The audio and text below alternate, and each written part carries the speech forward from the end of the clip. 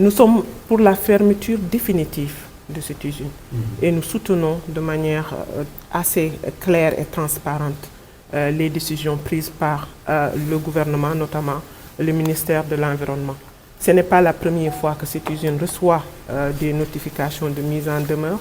Elle a eu à le recevoir en 2022, elle a eu à le recevoir aussi bien avant.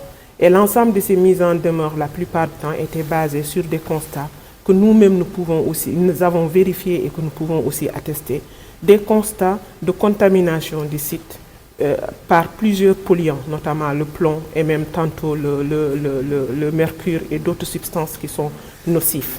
Sachant l'impact du plomb sur la santé de la population, sur probablement la santé des communautés, sachant l'effet du plomb sur l'environnement, sur la faune et la flore, on ne peut que apprécier la démarche qui a été prise par les autorités qui consiste à demander à l'usine non seulement de fermer, ce n'est pas nouveau, l'ancien ministre déjà de l'Environnement leur avait demandé non seulement de cesser leurs activités, de fermer l'usine, de se délocaliser sur un autre site et en même temps de décontaminer le site.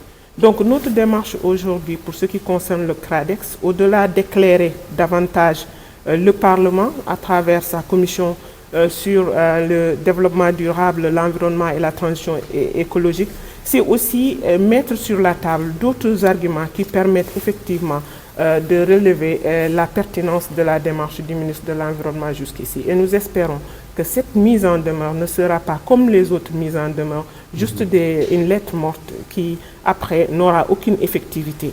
Parce qu'on ne peut pas être en face d'une installation classée de cette catégorie et s'amuser à chaque fois de faire des mises en demeure et après de trouver d'autres moyens de réouvrir. Si on a bien lu la mise en demeure, de la lettre de mise en demeure du ministre, ce qui a été demandé à la compagnie, c'est non seulement de prendre les mesures nécessaires pour leur délocalisation. Donc, ils avaient une durée de 3 mois d'après la mise en demeure qui leur a été notifiée. La mise en demeure date de 8 janvier 2025. On sera bientôt le 8 avril 2025. Ce qu'on espère, c'est que d'ici le 8 avril 2025, cette mise en demeure sera effective et que l'entreprise ou l'EMP, l'usine de manière générale, va prendre les dispositions nécessaires pour que cette fois-ci, pour une fois, qu'elle se conforme à la loi et aux actes administratifs. Nous sommes pour la fermeture définitive de cette usine et nous soutenons de manière assez claire et transparente les décisions prises par le gouvernement, notamment le ministère de l'Environnement. Ce n'est pas la première fois que cette usine reçoit des notifications de mise en demeure. Elle a eu à le recevoir en 2022, elle a eu à le recevoir aussi bien avant. Et l'ensemble de ces mises en demeure, la plupart du temps, étaient basées sur des constats que nous-mêmes nous avons vérifiés et que nous pouvons aussi attester, des constats de contamination du site par plusieurs polluants, notamment le plomb et même tantôt le mercure et d'autres substances qui sont nocifs. Sachant l'impact du plomb sur la santé de la population, sur probablement la santé des communautés, sachant l'effet du plomb sur l'environnement, sur la faune et la flore, on ne peut que apprécier la démarche qui a été prise par les autorités qui consiste à demander à l'usine non seulement de fermer, ce n'est pas nouveau, l'ancien ministre déjà de l'Environnement leur avait demandé non seulement de cesser leurs activités, de fermer l'usine, de se délocaliser sur un autre site et en même temps de décontaminer le site. Donc notre démarche aujourd'hui pour ce qui concerne le CRADEX, au-delà d'éclairer davantage le Parlement à travers sa commission sur le développement durable, l'environnement et la transition écologique, c'est aussi mettre sur la table d'autres arguments qui permettent effectivement de relever la pertinence de la démarche du ministre de l'Environnement jusqu'ici. Et nous espérons que cette mise en demeure ne sera pas comme les autres mises en demeure, juste une lettre morte qui, après, n'aura aucune effectivité. Parce qu'on ne peut pas être en face d'une installation classée de cette catégorie et s'amuser à chaque fois de faire des mises en demeure et après de trouver d'autres moyens de réouvrir.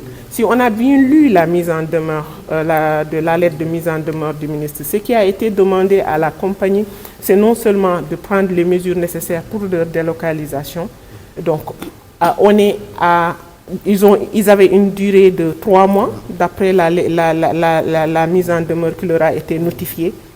La mise en demeure date de 8 janvier 2025. On sera bientôt le 8 avril 2025. Ce qu'on espère, c'est que d'ici le 8 avril 2025, cette mise en demeure sera effective et que l'entreprise ou l'EMP, l'usine de manière générale, va prendre les dispositions nécessaires pour que cette fois-ci, pour une fois, qu'elle se conforme à la loi et aux actes administratifs. Nous sommes pour la fermeture définitive de cette usine et nous soutenons de manière assez claire et transparente les décisions prises par le gouvernement, notamment le ministère de l'Environnement. Ce n'est pas la première fois que cette usine reçoit des notifications de mise en demeure. Elle a eu à le recevoir en 2022, elle a eu à le recevoir aussi bien avant.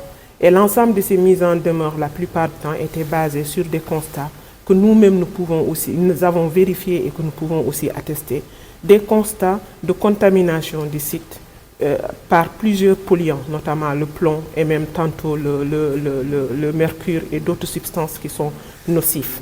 Sachant l'impact du plomb sur la santé de la population, sur probablement la santé des communautés, sachant l'effet du plomb sur l'environnement, sur la faune et la flore, on ne peut que apprécier la démarche qui a été prise par les autorités, qui consiste à demander à l'usine non seulement de fermer, ce n'est pas nouveau, l'ancien ministre déjà de l'Environnement leur avait demandé non seulement de cesser leurs activités, de fermer l'usine, de se délocaliser sur un autre site et en même temps de décontaminer le site. Donc notre démarche aujourd'hui pour ce qui concerne le CRADEX, au-delà d'éclairer davantage le Parlement à travers sa commission sur le développement durable, l'environnement et la transition écologique, c'est aussi mettre sur la table d'autres arguments qui permettent effectivement de relever la pertinence de la démarche du ministre de l'Environnement jusqu'ici. Et nous espérons que cette mise en demeure ne sera pas comme les autres mises en demeure, juste une lettre morte qui, après, n'aura aucune effectivité. Parce qu'on ne peut pas être en face d'une installation classée de cette catégorie et s'amuser à chaque fois de faire des mises en demeure et après de trouver d'autres moyens de réouvrir. Si on a bien lu la mise en demeure, de la lettre de mise en demeure du ministre, ce qui a été demandé à la compagnie, c'est non seulement de prendre les mesures nécessaires pour leur délocalisation. Donc, ils avaient une durée de 3 mois d'après la mise en demeure qui leur a été notifiée. La mise en demeure date de 8 janvier 2025. On sera bientôt le 8 avril 2025. Ce qu'on espère, c'est que d'ici le 8 avril 2025, cette mise en demeure sera effective et que l'entreprise ou l'EMP, l'usine de manière générale, va prendre les dispositions nécessaires pour que cette fois-ci, pour une fois, qu'elle se conforme à la loi et aux actes administratifs. Nous sommes pour la fermeture définitive de cette usine et nous soutenons de manière assez claire et transparente les décisions prises par le gouvernement, notamment le ministère de l'Environnement. Ce n'est pas la première fois que cette usine reçoit des notifications de mise en demeure. Elle a eu à le recevoir en 2022, elle a eu à le recevoir aussi bien avant. Et l'ensemble de ces mises en demeure, la plupart du temps, étaient basées sur des constats que nous-mêmes nous avons vérifiés et que nous pouvons aussi attester. Des constats de contamination du site par plusieurs polluants, notamment le plomb et même tantôt le mercure et d'autres substances qui sont nocifs.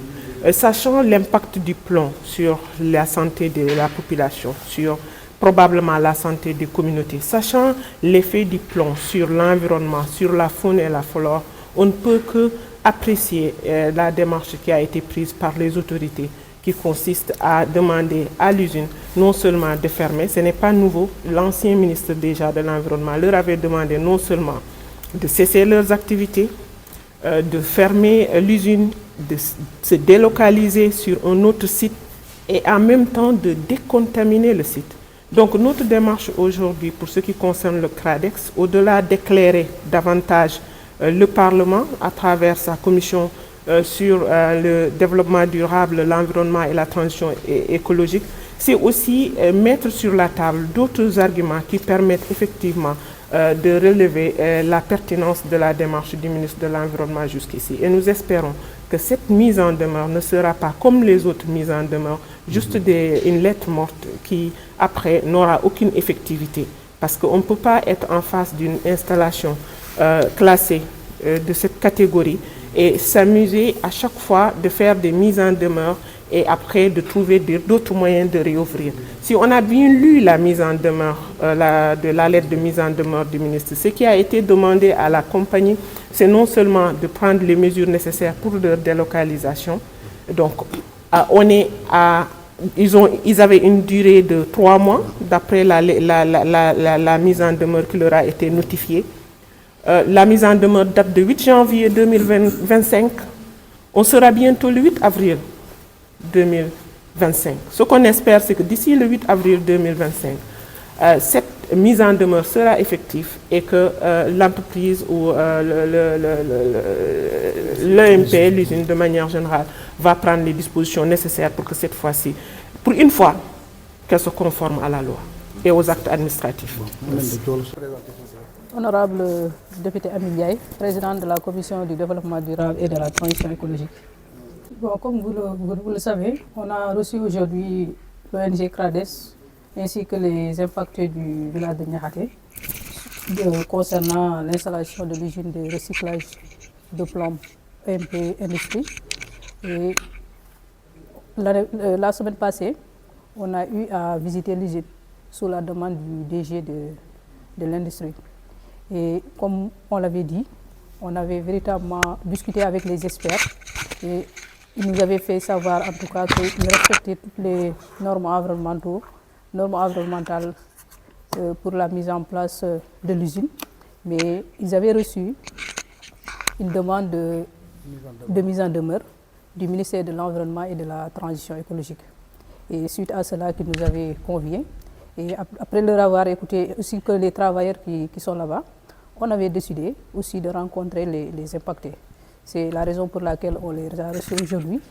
Et on a quand même discuté avec eux, on a recueilli toutes leurs préoccupations et on compte poursuivre les investigations en allant vers le ministère de l'Environnement, qui est le ministère tutelle qui a pris la décision d'arrêter les activités de l'usine.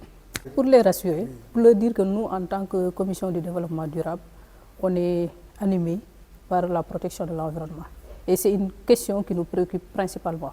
Et s'il s'avère véritablement que l'exploitation ou bien le recyclage du plomb présente des conséquences négatives par rapport à leur santé, nous, on n'hésitera pas à porter le plaidoyer nécessaire.